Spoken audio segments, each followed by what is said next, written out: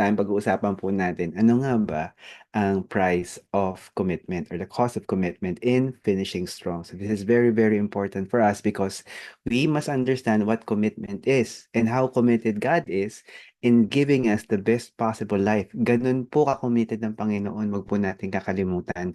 Si Jesus po ay namatay sa krus ng Kalbaryo dahil yun ang commitment niya.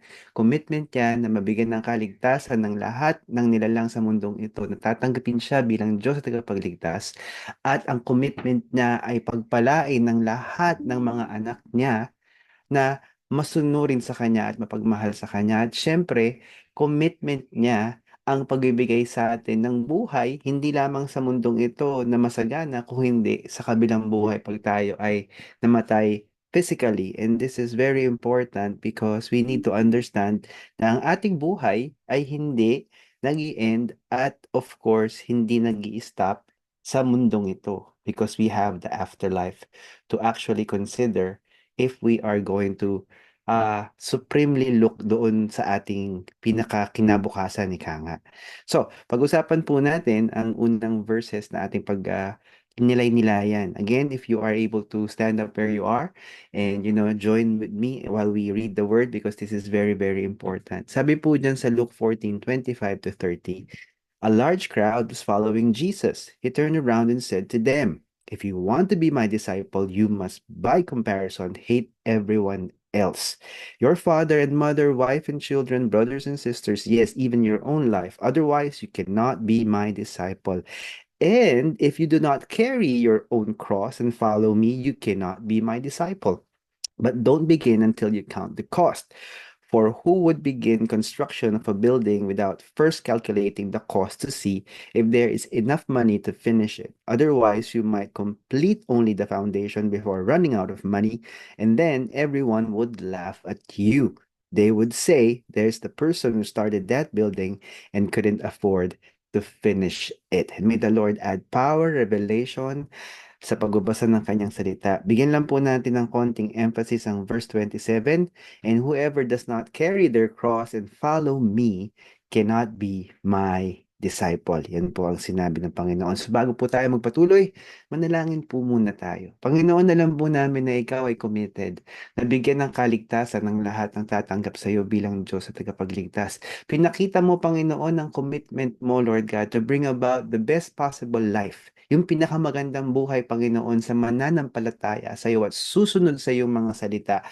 Dahil ikaw ay namatay sa krus ng Kalbaryo. Hindi mo kailangan gawin yun. Ngunit, Panginoon, mula sa langit, bumaba ka sa lupa para ipamahagi, Panginoon, ang kapangyarihan ng inyong buhay, kamatayan, at iyong buhay muli, yung resurrected life mo, Panginoong Ama.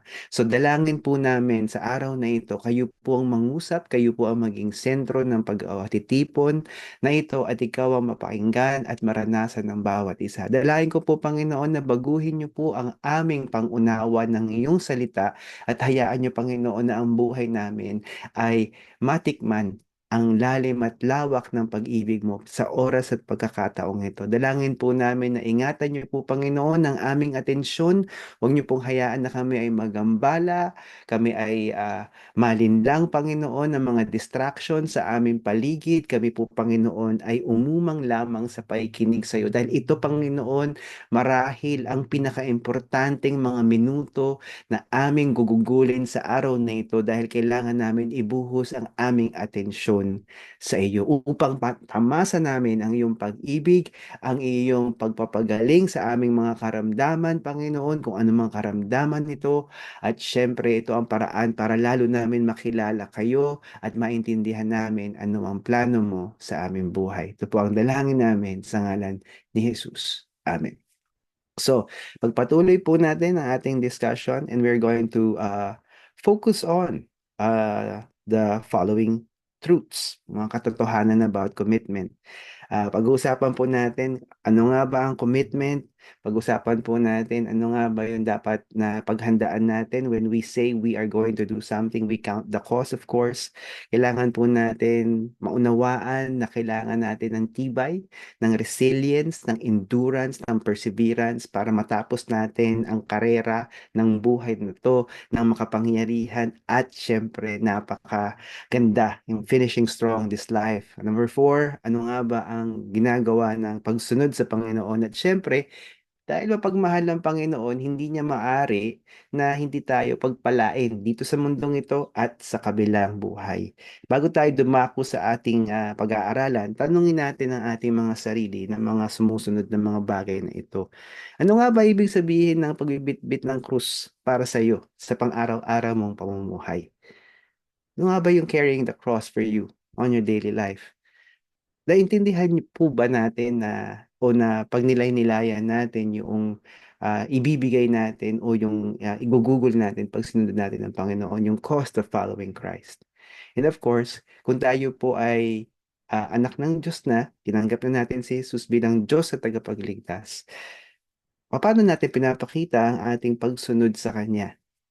Paano natin mapakita sa ibang tao na tayo ay talaga nagpapasakop sa Panginoon? Una po sa lahat, pag-usapan natin, understanding commitment. Ano nga ba ang definition ng commitment? It is a pledge or bind to a certain course of action. So in other words, ito ay aking pinangako, gagawin ko to, tatapusin ko siya. Hindi ako nangako para sabihin lamang yung gusto ko sabihin, tas hindi ko siya gagawin. O sa kalagitnaan na ginagawa ko na yung pangako na yan, yung oath na yan, hihinto ako. Hindi. Ibig sabihin, there is that commitment to finish. Sabi po sa Matthew 16:24, NIV version, again, kung maaari po tayong tumayo kung nasaan man tayo, basahin po natin sabay-sabay ito at pag nilay-nilayan natin, hayaan natin kausapin tayo ng Panginoon habang tayo ay nagbabasa ng kanyang salita. Whoever wants to be my disciple must deny themselves and take up their cross and follow me. Grabe po kasi ang katuruan na yan. Prior to this incident na kinausap ng Panginoong Hesus ang kanyang mga disipulo patungkol sa ano nga ba ang kailangan ng commitment. Ano nga ba yung halaga o cost ng commitment kapag sila ay nagsabing, gusto ko talaga maging disipulo mo hanggang kamatayan, hanggang sa katapusan ng buhay ko sa mundong ito. Ito po yung panahon na si Jesus, hinugasan niya yung paa ng kanyang mga disipulo. During that time, wag po nating kakalimutan na ang naghuhugas po ng paa ng isang panauhin sa bahay na sa may-ari ng bahay na nag-anyaya doon sa panauhin na yon. Ito po yung mga pinakamababang kasambahay. Sila yung nasa entrada, hugasan nila yung paa. Kasi nga naman po, sa panahon na yon, nung mga, nung panahon na yon, hindi pa konkreto yung mga kalye, ito ay lupa, pagdating mo doon sa tahanan ng panauhin mo, di ba? So, medyo maalikabok ang iyong paa. At syempre, ang sarap ng pakiramdam kapag nahugasan. At ang ginagawa po ng mga may kaya, ng mga may-ari, sa kanilang mga panauhin, hugasan po ng isang kasambahay ang kanilang mga paa. Ginawa po ni Jesus yun. Pinakita niya sa kanyang mga disipulo, ito ang commitment ko. Ako ay magiging servant ninyo. Pagsisilbihan ko kayo. Yun nga po ang ginawa ng Panginoon. Yun po ang ginawa niya sa atin by His death on the cross. Pinagsilbihan niya tayo para magkaroon tayo ng kaligtasan at pinakamagandang buhay na ito. So pinakita niya. At ang sinabi niya sa kanyang mga disipulo, hin- hindi ka pwede maging disipulo ko kung hindi mo i-deny ang sarili mo. Iba po yung self-denial sa denying yourself. Ang self-denial po, limbawa, may pagkain dyan, tapos nagpa-fasting ka, hindi ka kumain, so yun po ang self-denial. Ang denying self is giving up or surrendering yourself. Isusuko po natin yung buong buhay natin sa Panginoon. Hindi po natin isusuko ang buhay natin sa mundong ito at hayaan natin ang mundo, ang kultura, ang pananaw ng mundo ang kumain sa atin. Kaya nga po marami mga Kristiyano, kahit Kristiyano na, because they don't know how to deny themselves, yumayabang. Kapag yumaman, nagbibigay ng ikapu at handog, akala mo kung sino na, dahil tingin nila sila ay nakakaangat sa kanilang kapwa Kristiyano. Mali po ang konseptong yun. Ang sinasabi ng Panginoon, anumang estado o antas ng pamumuhay ang iyong narating sa mundong ito, hindi mo dapat ipangalandakan yan na ito ay iyong pribileyo.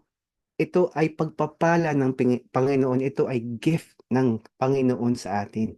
Ginawad ng Panginoon yan. Dahil dahil pinagkatiwalaan tayo ng yaman, dapat maipakita natin kung paano natin ipapamahagi o lalaguin ng yaman. Ganun din po sa talino, ganun din po sa abilidad. Kung pinapamahagi natin ang ating abilidad at talino sa kapwa natin, pinapamahagi natin ang oras natin, we are denying ourselves.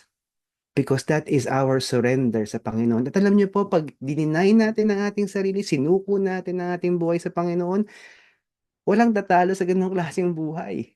Dahil wala kang masamang tinapay, hindi ka magkakamali, masaya ka araw-araw, may kapayapaan ka, hindi ka mayayanig ng anumang lindol sa buhay. 'Di ba? Mabasa ka man ng humahagupit na ulan at matangay ka ng hangin, alam mo na ang iyong pundasyon ay Panginoon. Dahil alam mo na siya yung may hawak ng kinabukasan mo at kasalukuyan mo. Yun po yung beauty ng pag-submit o pag-surrender ng buhay natin sa Panginoon. Ano sabi diyan? Take up your cross. Sabi niya, deny yourself and take up your cross. Noong mga panahon po na yun, ang simbolo ng cross ay napaka makapangyarihan. Ngayon po kasi ginagamit natin na jewelry o ginagamit natin siya as ornaments, di ba? Nung araw na yun, pag pinag-usapan natin ng cross, kamatayan to. Yun po yung katapat nun, kamatayan sa karumal-dumal na paraan para sa karumal-dumal na kriminal. Kamatayan. Sa ganung klaseng paraan, ang pinakamahirap na form ng kamatayan dahil ipapako sa krus na hubot-hubad ka, dadaanan ka ng mga tao, di ba? Ang tagal bago ka mamatay dahil kailangan mag-collapse muna yung lungs mo at mamatay ka via asphyxiation bago ka malagatan ng hininga. And it takes sometimes hours. And for some, ang testimony nila, it takes days. Na naka-crucify ka without food, without water, you are in that form of suffering. Ang sinasabi ng Panginoon dito, unless we die to ourselves, when we carry the cross, ang sinasabi ng Panginoon sa atin is, kailangan mamatay ang lahat ng mga bagay na hindi maganda sa buhay natin. Mamatay ang kayabangan, mamatay yung agam-agam, mamatay yung takot, mamatay yung pagiging swapang, madamot, mamatay yung pagiging malisyoso, butangero, mamatay yung pagiging chismoso, chismosa, mamatay yung pagiging madugas, mapanglamang. Di po ba, pag yung mga bagay na namatay, anong klaseng nilalang ka? Kaya nga po yung krus ng Kalbaryo ay napaka-importanting simbolo para sa atin sa panahon natin ngayon dahil ito po ang nagpapaalala sa atin na kapag tayo ay namatay ngayon in the process of our spiritual lives, tayo po ay ma-resurrect into a new person. Kaya nga po sa lahat po ng mga nakatanggap kay Jesus bilang Diyos at tagapagligtas, mga na-born again sila, behold, the new has come, the old has gone. So God is committed to change you. God is committed to bless you. God is committed to change you. Ang tanong dyan, are you willing to deny yourself and carry your cross? Pag ginawa po natin yan, garantisado na tayo po ay mapagpapala. Imposible pong hindi. Next point po, counting the cost. Kailangan mong pag-aralan. Kailangan mong maintindihan yung halaga. Hindi ka pwedeng padalos-dalos. Opo, I will deny myself and carry the cross. Ano sabi ng Panginoon? Ano ba yung cost? The price paid for something valuable. Luke 14:28 NIV version. I hope that you will read with me with concentration. Sabi po dyan, suppose one of you wants to build a tower. Won't you first sit down and estimate the cost to see if you have enough money to complete it? So sinasabi po ng Panginoon sa atin dyan, hinay-hinay. Tinawag ko kayo lahat na maging disipulo ko at ginagaranti ko ang committed na pagpapala na meron kayong mararanasan sa buhay na ito at sa buhay sa kabila, in the afterlife. Pero higit dyan, bago ka muna mag-commit, siguraduhin mong tatapusin mo ang commitment mo. Hindi mo sinabi dahil impulsive ka o hindi mo sinabi dahil masaya ka, nag-decide ka on that moment. You have to understand, ano nga ba ang cost? It means that you have to be disciplined. It means na magbabasa ka ng Biblia araw-araw, mananalangin ka para sa sarili mo, para sa kapwa mo, mga mahal mo sa buhay, kahit ang kaaway mo ay kailangan mong mahalin. Ang lahat ng umaatake sa iyo at tinotroll ka at pinapahirapan ka, ano raw, ipanalangin natin sila. Pray for those who persecute you. Pag tinignan po natin ang kalakaran ng Panginoon, ibang klase ang kanyang pamumuhay. Ibang klase ang kanyang pananaw, ibang klase ang lengguwaheng ginagamit niya noong mga panahon na siya ay nangangaral. Dahil ganun po ang mangyayari sa atin. When we pay the cost, then we would understand ano nga ba ang mababago sa atin. Mababago ang lengguwahe natin, mababago ang pag-iisip natin. Ngunit, higit doon, matututo tayong mahalin ng kaaway natin. Ipanalangin ng lahat ng umaatake sa atin. Pag sinampal tayo sa kanang cheek natin, we will give the other cheek for that. We will not, pay evil for evil, bad for bad, but we will pay evil with good. And that's the part na maraming mga Kristiyano na hindi nila itutuloy yun because they cannot pay the cost. But when you pay the cost, you will experience a different life. Igagaranti ko po sa inyo yan because that is the commitment of God when we decide to pay the cost. Next, sabi po dyan, endurance in the face of challenges. Ang mga tao pong masunurin sa Panginoon, haharapin po nila ang pagsubok. Haharapin nila yung kailangan silang madisiplina sa kanilang buhay. Ano raw ang endurance? The ability to withstand hardship or adversity. Kaya nga po, wag natin bebehin ang ating mga anak. Huwag natin silang gawing inutil na naandun tayo parati, na tayo yung nagiging tagapagligtas nila imbis ang Panginoon. Ang ginagawa po natin, masyado nating ini-spoil yung mga anak natin to the point na wala silang experience go through hardship and adversity. Kaya ang hihina ng kanilang mga tuhod. Matapik mo lang ng konti, iiyak na, madapalan ng konti, parang nabalian na siya ng buto, nagasgasan lang pala siya. Kaya nga po ang mentalidad ng mga kabataan na hindi hinayaan ng kanilang mga magulang na dumaan sa hirap ay mahihina. Walang resilience. Kaya nga po ang hirap pag namatay yung magulang ng isang batang ganito, saan po pulutin ang batang yun? Kaya alam ng Panginoon na kailangan natin to. Ang sabi niya, Hebrews 12:1, let us run with perseverance the race marked for us. Ang sabi po pa nga ng Panginoon dyan, if you're going to read, in the whole context of that verse, sinabi dyan, since we are surrounded by a cloud of witnesses, di ba? Let us remove everything that entangles us, di ba? And sin that easily entangles us or remove every weight. So sinasabi ng Panginoon, dalawang bagay.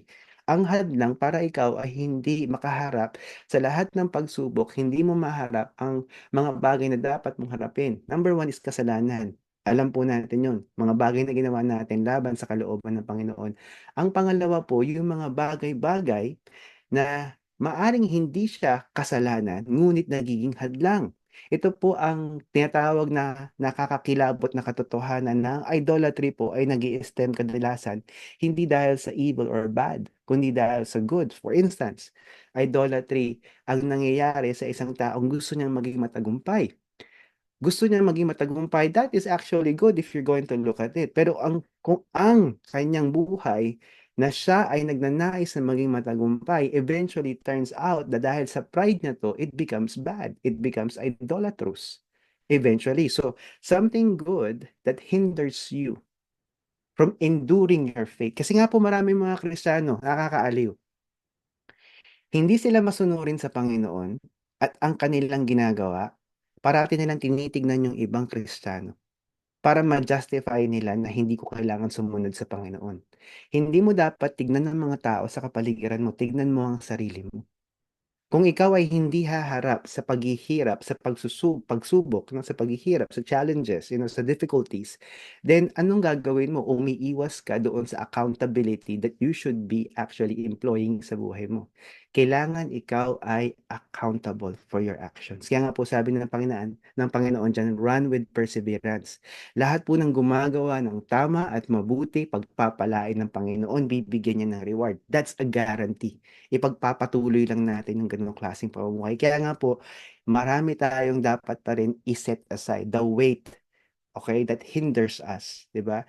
Napakaimportante po nun at marami po talagang nakatingin sa atin. Cloud of witnesses. There are a lot of people who are looking sa buhay natin. Whether we fail or we succeed, that will be how ma-judge tayo ng mga tao sa ating kapaligiran. And that is how beautiful God is. Ang commitment niya, if you want to obey me, di ba? If you want to follow me as my disciple, and you have decided not deny yourself, carry your cross. You have decided to do everything in your power, di ba? To die to yourself, then I am going to give you the endurance. By giving you the grace na isantabi mo lahat ng kasalanan at lahat ng maaring maging hadlang para sa isang makapangyarihang pamumuhay. Napakabuti po talaga ng Panginoon kasi sa Panginoon po, guaranteed ang victory. Ang kailangan lang natin sundin the role of obedience. Sabi dyan, obedience is compliance with an order, request, or law, especially galing sa Panginoon.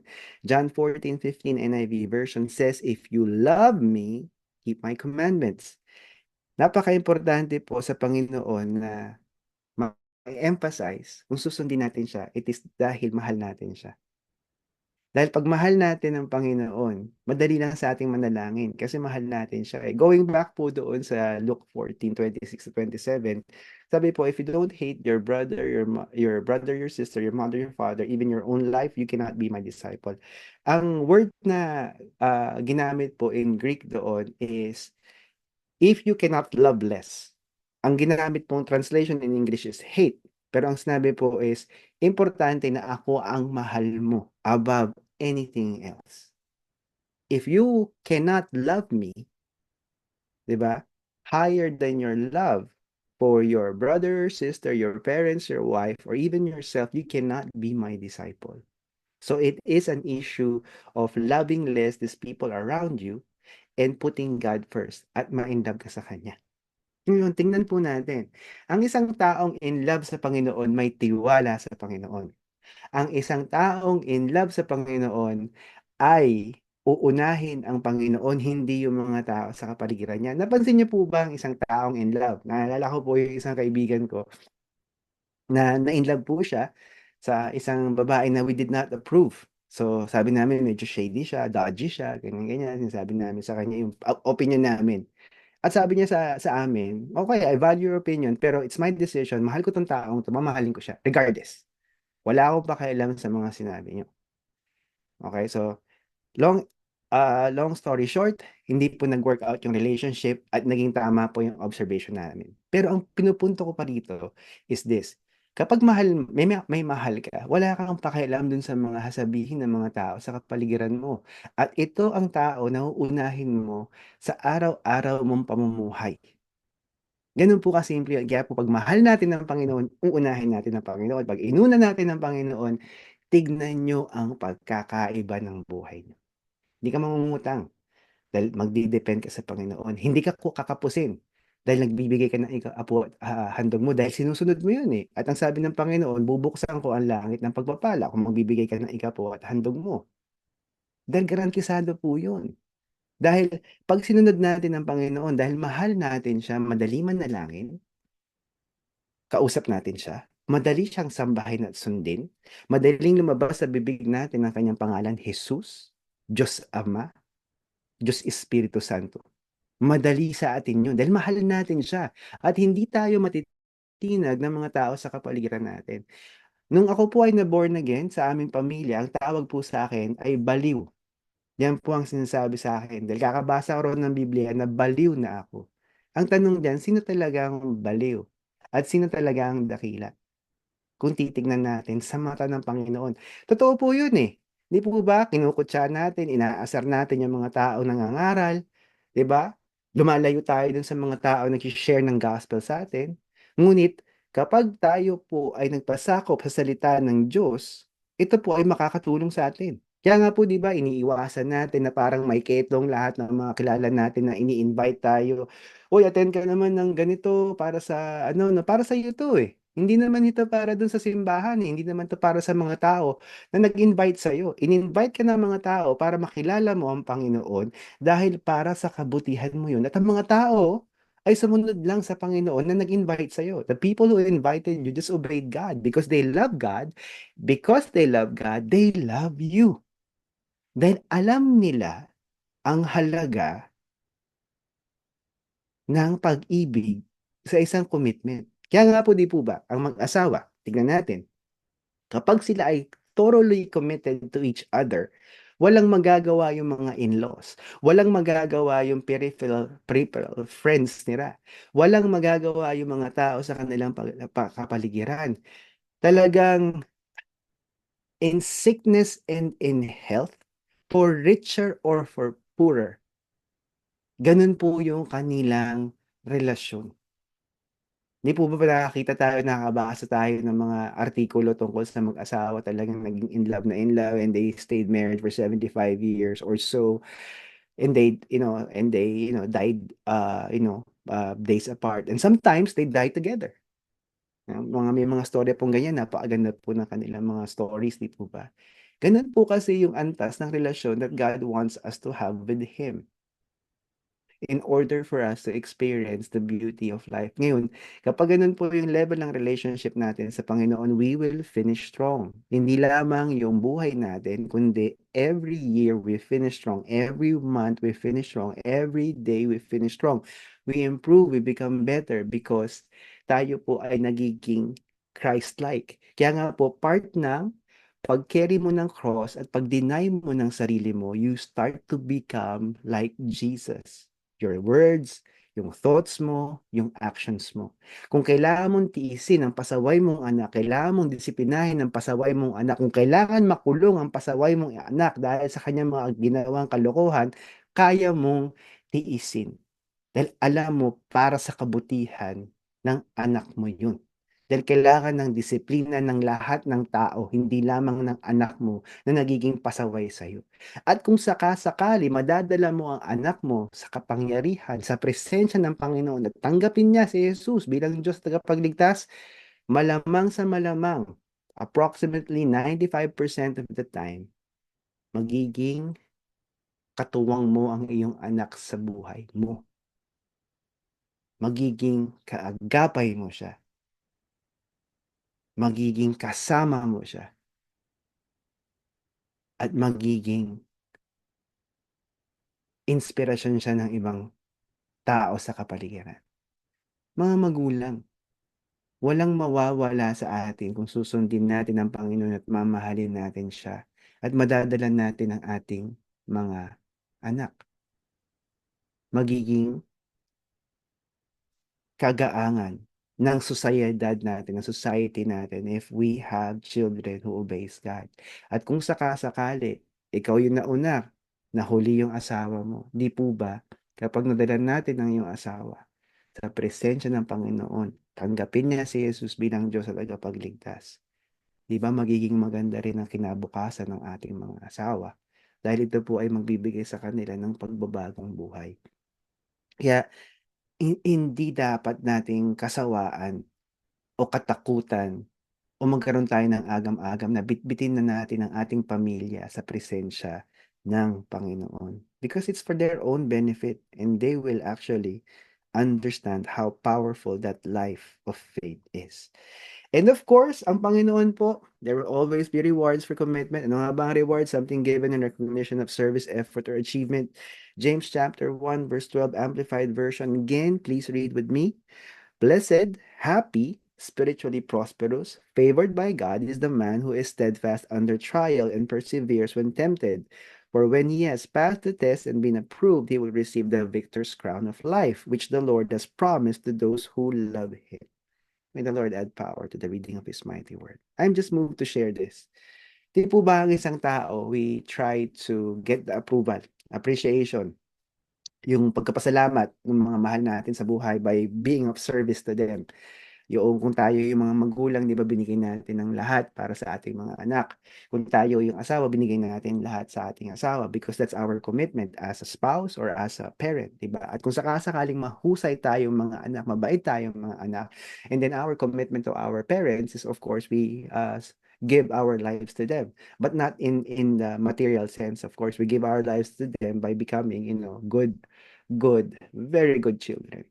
Di po ba? Yung alam nila na pag namatay sila, tayo ay secure because we are able to take care of ourselves and take care of our children as well. Alam niyo po, maraming mga tao, they will pour out their lives trying to satisfy. Uunahin nila yung mga mahal nila sa buhay. Some of them, okay, dahil nagbalik tangkilik yung mga minahal nila. But most of the stories I have heard, tinalikuran sila ng mga taong pinagbuhusan nila ng pag-ibig. Yung inaasahan nilang pagpapala doon sa relasyon ay nawala. Isang idlap. Ngunit sa Panginoon ang sabi, ano raw? Pinagpala, happy, spiritually prosperous, favored by God, is the man who is steadfast under trial and perseveres when tempted. Kapag tayo ay nagmahal sa Panginoon, garantisado ang tagumpay sa mundong ito ayon sa kagustuhan niya. Ang pagpapala ay sa mundong ito at sa kabilang buhay. Pero higit doon, mauunawaan natin na ang buhay sa mundong ito ay hindi dapat ibuhos sa taong mga mali o sa pag-pursue ng yaman o pagiging tanyag. Marami po ang kilala hanggang ngayon mahirap pa rin pero grabe yung sipag nila. Dahil masipag man sila, kumita man sila, ang dahilan ng kanilang kahirapan, it is because they don't have God as the centerpiece of their lives. Parang butas lang yung mga bulsa, dumadalo yung pera, lumalabas lang. Pero ang isang tao na committed sa Panginoon, hindi ko sinasabing yayaman ng lahat na magko-commit sa Panginoon na tatanggapin siya bilang Diyos tagapagligtas. Siya ay komportable sa kanyang pamumuhay. Dahil hindi niya hinahanap yung wala siya. Pinagbubutihan niya kung anong meron siya. Tayo po ay manalangin. Sa mga kasama ko po na hindi pa nakakatanggap kay Jesus bilang Diyos at tagapagligtas, nais ko pong anyayahan kayo sa oras na ito na tanggapin siya. Yeah. Committed ang ating Panginoon that He is going to bless us in every way that is beautiful and that is lovely and that is powerful. Grabe po talaga ang Panginoon because He would like to, for us to experience Him in a very personal and powerful way. Hallelujah. Grabe po talaga ang Diyos. Kung ikaw ay handa na, anyayahan kita na tanggapin ang Panginoon bilang Diyos tagapagligtas at ang commitment niya, ikaw ay maliligtas kung ikaw ay committed na magpaligtas sa Kanya. Ikaw ay mananalangin sa isipan mo, ang una mong gagawin, hihingi mo ng tawad ang lahat ng kasalanang naalala mo sa oras na ito. Sabi ng Panginoon, if you confess your sins, He is faithful and just to forgive you and cleanse you of all unrighteousness. And that's how beautiful life is. It's going to be as simple as that. Pangalawa po, magpasalamat tayo kay Jesus dahil siya ang Great Shepherd. He is our Lord and our Savior. He is the Lamb who was slain for our sins. Hallelujah. Step number 3, ito po ang pinaka-importanting step. Kailangan pong ipanalangin natin ito at gagamitin po natin ang ating bibig para marinig natin ang ating sarili na sinasabi natin ng panalangin ito. Pangungunahan kita, ngunit ikaw pa rin ang mananalangin nito. Just repeat after me. Sabi ng Biblia, if we believe that Jesus rose from the dead, hallelujah, when He was placed on the cross of Calvary and confess with our mouth that we truly believe that we will be saved. So, ulitin mo itong panalangin ito. Sapat para marinig mo ang iyong sarili. Jesus, alam ko po na ibinigay mo ang iyong buhay para sa aming lahat, para maligtas. Nais ko pong anyayahan ka sa aking puso, sa aking isipan, na ikaw ay maghari. Na ikaw ay aking maging Diyos at tagapagligtas. Baguhin niyo po ako. Turuan niyo po ako mahalin ko po kayo, at ikaw ay aking maitaas. Amen. Amen. Pwede ka nang dumila at panandalian. Kung ikaw ay nanalangin mula sa puso, mararanasan mo ang pagbabago. Ang pagbabago ay patotoo. Natanggap mo si Jesus bilang Diyos at tagapagligtas. Magkakaroon ka ng pagkauhaw sa salita ng Diyos. Magkakaroon ka ng pagkauhaw sa presensya niya. And you will start to enjoy your moments with Him. And you will start speaking a new language. Kung dati nagmumura ka, hindi ka na makapagmura. Kung dati nag-iisip ka ng mga bagay na pangit, mawawala yan. Unti-unti at sa iba, mabilisan. Dahil yan ang tanda ng kaligtasan. Ikaw ay magbabago. Sa mga kapatiran, nais ko po kayong ipanalangin kung nais niyo po na sumuko sa ating Panginoon dahil nakalimot tayo sa mga bagay-bagay na dapat nating gawin. To become His disciple, we must deny ourselves and take up our cross. If you are ready to be His disciple, taas mo ang kamay mo kung nasaan man ikaw. Either dalawa o isa, kaliwa man o kanan. At kung wala ka mang kamay, taas mo ang iyong puso. Buksan mo sa harapan ng Panginoon. Dahil siya ay magpaparamdam sa ating lahat. Panginoon, sa lahat po ng mga kapatiran na nagnanais na magpasakop sa iyo, and they are willing, Lord God, to deny themselves and take up their cross. They are willing, Panginoon, na mula ngayong araw na ito, maranasan ang kagalingan, Panginoon, sa kanilang karamdamang spiritual. Igawad niyo po sa kanila ito. Ibigay niyo po, Panginoon, ang kapangyarihan na pinangako niyo sa aming lahat upang malagpasan namin, Panginoon, ang katamaran, malagpasan namin, Panginoon, ang lahat ng patibong at mga panlilinlang ng kaaway, at malagpasan namin, Panginoon, kung anumang kasalanan ang aming nagagawa sa oras na ito. Dahil kayo po ang makapangyarihang Diyos, at kayo, Panginoon, ang magbibigay ng kalayaan sa amin. Hayaan niyo po, Panginoon, na ang bawat tahanan ng mga nanonood ngayon ay maranasan ka. Maramdaman nila ang kapangyarihan mo. Ang iyong pag-ibig, ang kanilang kagalingan sa kanilang karamdaman. Spiritual man ito, physical, intellectual, relasyonal, material, pinansyal, kung ano man ito. At ikaw ay handa, Lord God, na igawad ang kagalingan sa kanila at sila na pananampalataya, naniniwala sila rito. Then let it be so. Yes, we pray in Jesus' name. Amen. Amen.